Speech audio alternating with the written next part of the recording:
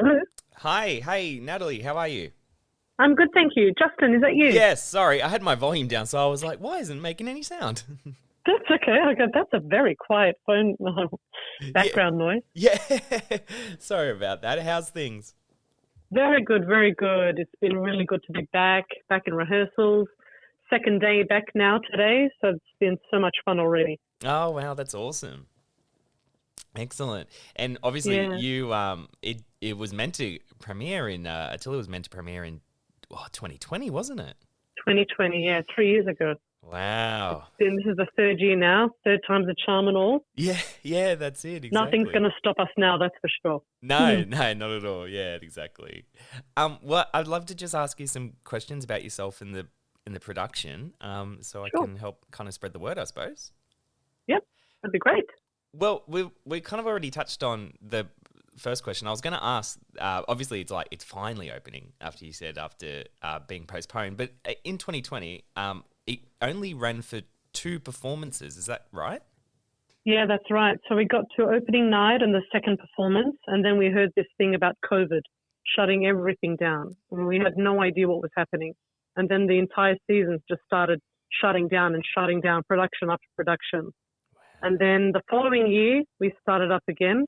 And the hard thing about being in this COVID situation is the not knowing when you're going to, when this sense of normalcy is going to come back, or if this is going to be the new normal now. Anything can happen at any minute. You can be shut down at any moment. So the Mm, second time we were doing the production, we didn't even get to the general production, and we were shut down again because of COVID. wow. Well, So, how did you kind of find? How did you persevere? I suppose throughout that. well, to be honest, it was quite difficult. It was quite difficult to stay motivated and to stay positive, even though the world around you is kind of crumbling down. I had a lot of great support from my family and my friends who were checking in and making sure, I was okay and doing all the right things. And, I still tried to maintain some kind of normalcy, still practicing, still keeping my vocal fitness going because, if you stop doing that, it's just like an athlete. If an athlete stops training, those muscles, they can get tired, they can get unused to what's coming ahead. So I had to keep doing that. I'm still thinking positively that, yes, it's going to come back.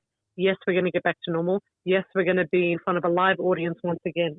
Mm. But it's, that sense of uncertainty of what's going to happen at any minute. That was quite scary. Yeah, no, I can imagine. Yeah, it would have been. But you're here now, which is great. So it's a bit of Yes, a positive end to it. yes, Um, and you're playing the character Odabella, who that's is the heroine of the piece. And apparently, it's quite rare to have heroines in opera. it Um, is. Well, what I love most about this opera is that, unlike many operas of the past, this opera makes the woman the heroine of the story. Odabella is a warrior princess in her own right, and she doesn't need the man to save her. She doesn't need a man to come in and save the day and protect her. It's up to her to save her people and deliver them to freedom. She's full of courage and, determination to avenge her father, who's just been killed by this Attila and these evil Huns. And, it's up to her to save her people. So that's what I kind of love about this role is that it's a lot of, girl power. And mm, I love that in this production. yeah, definitely. And it kind of, with your description there, it's very similar to like a lot of, I suppose, the equivalent would be superheroes, I suppose, that we see in Yes, films like nowadays. Wonder Woman. Yeah, yeah, This exactly. is probably one of the closest roles I'll ever get to doing Wonder Woman. So it makes me a very, very happy superhero fan. Yeah. Are you a superhero fan, are you? A little bit. Yeah, a little bit. You could say that. Yeah, that's great. Well, how have you kind of approached playing Obadella throughout the piece? Well, yeah, well, that's, Wonder Woman is a big inspiration for me for this character. And, being Armenian as well, my background, my heritage, it kind of prepares me for this kind of mentality, war mentality, the war going on at the moment as well in Armenia.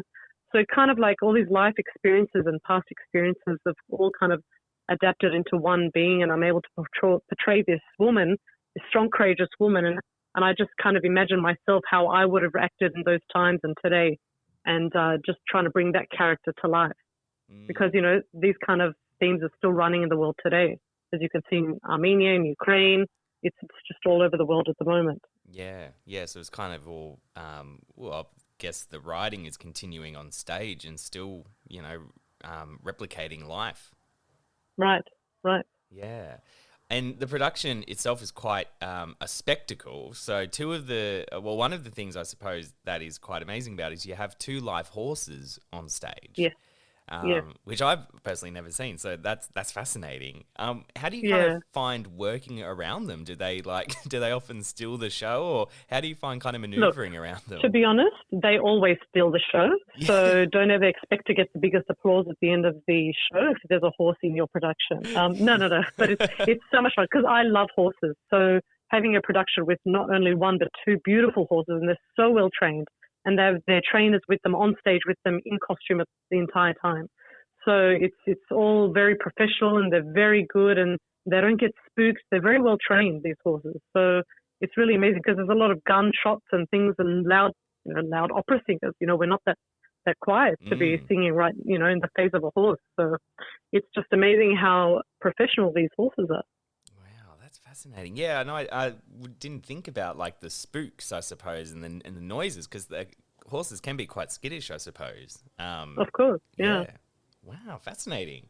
And you've had like an illustrious career. You've worked your way up to becoming a principal singer with Opera Australia. I suppose what I wanted to ask was, what's been one of your most rewarding experiences on your path to becoming the performer that you are today?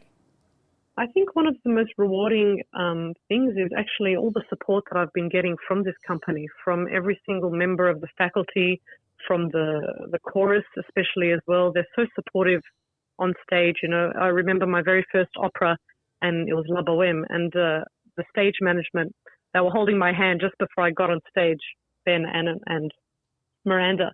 And I remember telling them, to give me all your strength so I can go on. And they said, Nat, you can do this. And I went on, and that's it. I enjoyed the most amazing first performance of my life. And I had the chorus there cheering me on. And it was just kind of the support, the camaraderie in the company is just amazing. And that's one of the strongest things that have kind of made me the person I'm today, that constant guiding, especially from my mentors at the Opera Australia as well. Lyndon Terracini, the artistic director, took a chance on me. He gave me my first role, and he's kind of mentoring my career, giving me all the right roles at the right time. So it's been just an amazing kind of journey from, beginning to end. Well, not end, obviously, from the beginning to this, this slow journey, but nothing was ever rushed, nothing was ever forced. Everything happened at the time it was supposed to happen, and I just had an amazing support system around me. Well, I guess on the flip side of that, what would be one of your most challenging experiences? Every performance has its own challenges. A lot of the times, we may not be 100% well all the time. So singing while you're not 100%, like if you've got an allergy or a cold or something, and you've got to sing, you've got to pull through, you've got to lead the opera. If you've got the title role, you've got the responsibility, the pressure, and you just got to make it happen. You just got to trust in your technique and just carry on with the show, because the show must go on. Yep, that's it. That's the old adage, isn't it? Yeah. My mum has always we left the opera about a month or so back, and she's always fascinated to know what happens after the curtain closes. Like, what do you do? Do you go home on the couch and watch TV after doing that, or do you do a vocal cool down? Do you go have a drink? Like, what is like one of the things I guess you do as soon as that curtain closes? Well, it depends. I think in the beginning of my career, I would have just gone home and not spoken and just gone straight to bed. But nowadays, it's because I'm a lot more confident. I'm a lot more at ease on stage, so there's a lot less stress. And so, I might go out for a drink afterwards with, some of my friends or family or fans that have come up to the show. Or, I may just as well, stay up a bit later anyway, because the adrenaline is still pumping through my body. So it always takes a while to kind of like wind down anyway. So sometimes I'll go out, sometimes I'll come home, watch a bit of TV, and then slowly I'll get my sleep on. It's fascinating. Yeah, I'm very fascinated the skill that goes into opera singing, because it is quite a challenge, and the like you said before, the voice needs like the rest, and it's a muscle, and you got to give it everything that it needs. Yeah. So with Attila, what do you think audiences are going to get out of this production? I think they're going to see a huge, beautiful spectacle with amazing Verdi music. They're going to see some great sets, some amazing costumes. There's some unbelievable singing from such a great ensemble with Opera Australia. And of course, they're going to get 2 live horses as well.